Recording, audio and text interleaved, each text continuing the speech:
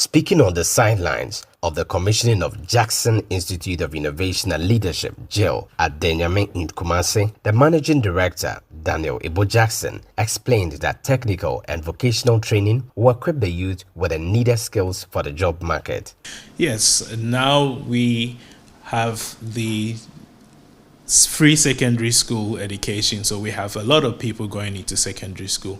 However, we should know that not all of them will be able to make it to the universities. So what I will say here is all of the TVETs, what we say the technical vocational educational institutes, should be revamped so that as many as have passed the basic level of knowledge will have different things. Because if we have people who are not very technical, people who can do the plumbing, the masonry, the lighting with understanding, with knowledge, not just because they stayed with somebody for 15 years and now they call themselves master, but then they understand the theory behind why you should use a specific millimeter of cable to connect your socket, not just, oh, it's copper, so any copper goes.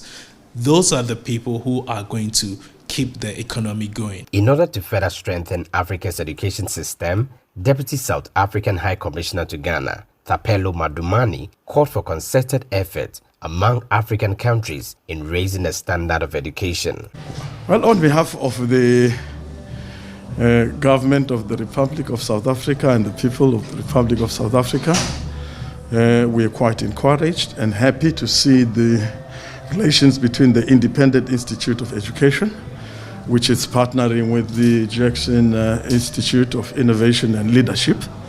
I'm quite sure that, as I've indicated earlier, that Africa cannot be a passenger in the fourth industrial revolution. And in order to be an active participant, we need partnerships where we share best ideas, where we have the twinning of institutions of higher learning.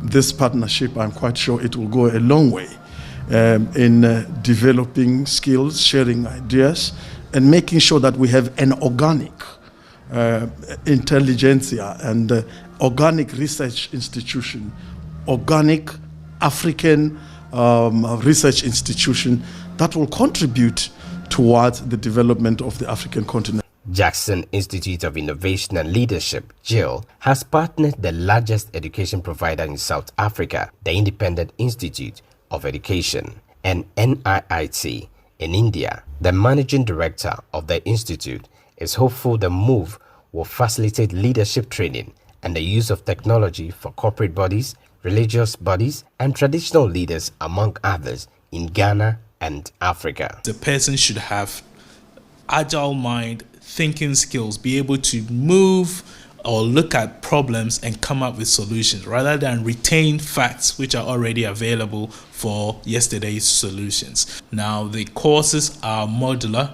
and therefore runs from 3 to 6 years. So this is a great opportunity to fix it around your time and have the option to do what pleases you. Deputy Education Minister Dr. Seya Oduchum, who was at the launch of the Jackson Institute of Innovation and Technology, said he was optimistic the institution will contribute significantly in training leaders in the country. Today I commend the founders of the Jackson Education College for the great job that they've done in the field, and now they are moving into training of leaders for our great nation. I commend them for their initiative. And I believe that as they've done with teacher training, they're also going to do same with leadership training. And that through their new institutes, great innovative leaders will be nurtured in Ghana, and they will touch the lives of many and help in the transformation agenda of this nation.